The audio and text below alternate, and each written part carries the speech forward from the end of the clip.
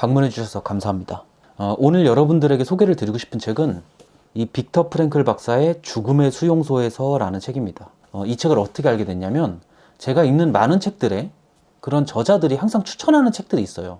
그 책에 가장 많은 빈도로 소개되었던 책, 그게 바로 이겁니다. 사실 저는 이제 제목만 보고 대충 내용이 감이 오잖아요. 그래서 안 보려고 하다가 계속 추천을 하길래 사서 읽어봤죠. 근데 읽고 나니까 알겠더라고요. 왜 수많은 사람들이 이 책을 추천을 했는가를 말이죠. 이 책은 이제 그 아우슈비츠 수용소에서 있었던 일들, 그거를 이제 경험을 기록을 한 거죠.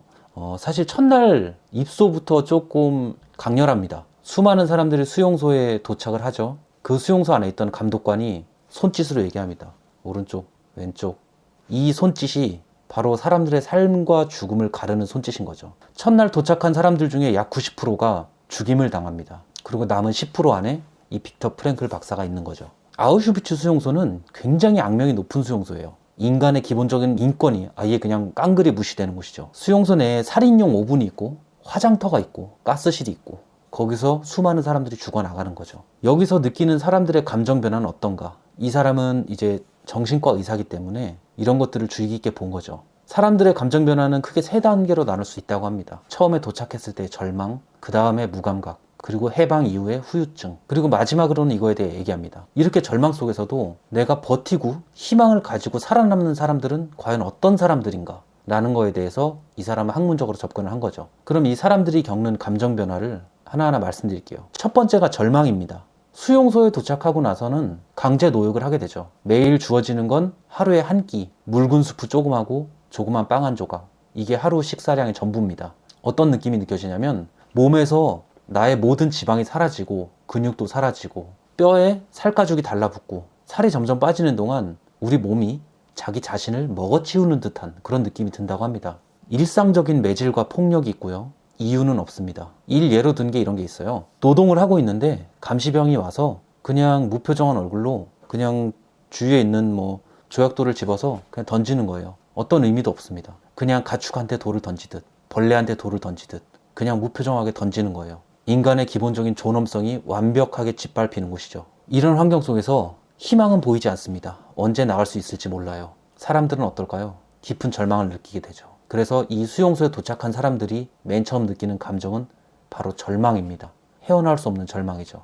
이 절망을 경험하고 나면 두 번째 단계로 갑니다. 두 번째는 무감각입니다. 이 수용소 안에서 자살을 하거나 죽임을 당하거나 굶어 죽거나 매질을 당하거나 일상다반사죠. 어디서나 볼 수 있습니다. 너무 흔한 광경이 됐어요. 그래서 내 옆에서 매질을 당하거나 동료의 발이 동상으로 썩어 들어가는 모습을 봐도 자살하는 모습을 봐도 옆에 사람이 죽어 있어도 무감각해지는 겁니다. 익숙하니까. 죽은 사람을 보고 애도를 하고 묻어주는 게 아니라 그 사람이 가지고 있던 외투, 신발 혹은 신발끈 이런 것들이 생겼다고 좋아하는 상황이 온 거죠. 어떤 느낌이 듭니까? 인간의 존엄성이 사라진 상황에서는 이게 인간이랑 동물이랑을 구별하는 차이가 없어질 것 같아요. 내용만 봐도 무시무시하더라고요. 그리고요, 이 단계에서는 인간하고 동물의 경계가 없어지는 것 같은 느낌이 들잖아요. 내가 뭔가를 생각할 필요가 있나요? 없어요. 시키는 일만 하면 되고 나는 맞지 않기 위해서 노력하는 게 최선이에요. 그러다 보니까 이제 사람들이 뭔가를 결정을 해야 되는 상황이 두려운 거예요. 예를 들면 다른 수용소로 갈래 말래라는 결정조차도 내가 결정하기 두려운 거죠. 그래서 모든 결정 자체를 타인에게 맡기게 되는, 즉 노예화가 된다고 그럴까요? 노예화? 그런 느낌이 들더라고요. 이 무감각의 단계를 지나서면 이제 세 번째로 수용소에서 나오고 난 이후에 후유증입니다. 너무나도 자유가 박탈되는 환경 속에서 오래 지내다 보면 막상 자유가 주어졌을 때 이게 현실적이지가 않은 거죠. 다른 세상에 온 것 같고 받아들일 수가 없는 거예요. 그 와중에 이 수용소 내에서 이 야만성, 폭력과 살인에 대한 그 야만성에 익숙해진 사람들은 억눌려 있던 그런 분노를 사람들한테 표출하기 시작하기도 하고요. 그리고 비통함과 환멸을 느낀다고 합니다. 막상 내가 이 지옥 같은 곳을 벗어나서 집에 가려는 꿈을 너무나도 많이 꿨는데 막상 내가 살던 곳에 도착하고 나니 그 사람들은 나의 고통에 대해서 1도 모르는 거죠. 그냥 힘들었겠어. 우리도 힘들었어. 이런 뻔한 인사치레와 혹은 나의 고향에 갔는데 나를 알아봐주는 사람이 아무도 없을 때 그때의 절망감, 도덕감, 외로움, 나는 무엇 때문에 이 고통을 견뎌냈는가, 내 인생에 대한 환멸이 느껴진다는 거죠. 그래서 정상적인 삶이 불가능한 상황에서 정상인으로서의 삶으로 돌아오는데 굉장히 많은 시간이 필요하다고 합니다. 아무튼 이 아우슈비츠 수용소의 경험을 통해서 빅터 프랭클 박사가 느낀 건 이런 겁니다. 이 아우슈비츠에 온 사람 중에 90% 이상의 사람들이 다 죽는데, 물론 타이에 의해 죽는 경우도 있고, 그리고 자의에 의해 자살을 선택하는 사람, 혹은 굶주림으로 죽는 사람, 병으로 죽는 사람, 다양한 사람들이 있겠죠. 그럼에도 불구하고 살아남는 사람들은 과연 어떤 의지가 있길래 살아남았을까를 본 거예요. 그랬더니 이 저자가 분석하기에는 극한의 상황임에도 불구하고 그 절망 속에서 희망을 찾아내는 사람들이 있다라는 거예요. 죽은 시체에서 외투를 꺼내 입는 사람이 있는가 하면, 내가 가진 빵을 배고픈 사람들을 위해 나눠주는 사람도 있고, 위로의 말을 건네는 사람들, 그러니까 굉장히 높은 도덕적 수준을 가진 사람들이 있고, 이 사람들의 특징은 그 절망 속에서도 자기가 삶에 대한 태도를 본인이 결정한다라는 거죠. 그리고 결정적으로 이 삶의 의미를 가진 사람들이 살아남는다라는 겁니다. 그래서 이 빅터 프랭클 박사는 이 삶의 의지에 굉장히 집중을 하기 시작한 거예요. 왜냐하면 이 절망 속에서도 살아남게 하는 가치라는 건 굉장히 강력한 가치라는 거죠. 이 삶의 의미라는 게 말이죠. 그래서 이 수용소 생활을 토대로 정립한 학문이 바로 로고테라피입니다.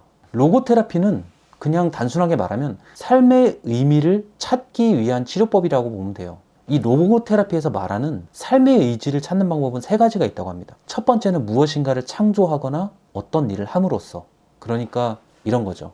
내가 꼭 완수해야 되는 어떤 사명, 학자라면 논문을 쓴다던가 아니면 새로운 발견을 정립시킨다던가 하는 그런 사명 말이죠. 그리고 두 번째는 어떤 일을 경험하거나 어떤 사람을 만남으로써, 이 두 번째에서 얘기하는 건 그겁니다. 어떤 사람을 만남으로써 쪽에 초점을 맞추면 내가 사랑하는 사람, 그러니까 사랑, 이 사랑이 바로 삶의 의미가 될 수 있다는 거죠. 내가 지켜야 되는 가족 혹은 내 아내, 이런 것들이 있을 때 삶의 의미를 찾을 수 있다. 그리고 세 번째는 피할 수 없는 시련에 대해 어떤 태도를 가지기로 결정함으로써 삶의 의미를 가질 수 있다. 이 세 번째는 잘 안 와닿죠, 이 문장이. 어떤 거냐면 이런 거예요. 내가 굉장히 큰 사고를 당해서 불구가 되었어. 그때 삶의 의미를 잃고 좌절하는 사람들이 있는 반면, 그래, 나는 불구가 되었음에도 불구하고 내가 뭐든지 다 할 수 있다라는 태도를 가지고 살아갈 거야 라고 했을 때 그때 삶의 의미를 찾을 수 있다라는 거죠. 그래서 이 책에서 말하고자 하는 거는 제가 느끼기로는 그거예요. 삶의 의미라는 게 주는 강력한 힘과, 그리고 이것을 찾아야 되는 이유를 이 책에서 느낄 수 있었습니다. 그래서 말이죠, 저도 삶의 의미에 대해서 굉장히 고민이 들더라고요. 내 삶의 의미는 과연 무엇인가? 우리들은 항상 그냥 먹고 살려고 사는 거지라고 흔히들 얘기를 하잖아요. 근데 이런 생각을 가지고 있다가는 수용소 가서 바로 죽는다 이거죠. 그래서 우리는 삶의 의미를 찾아야 된다.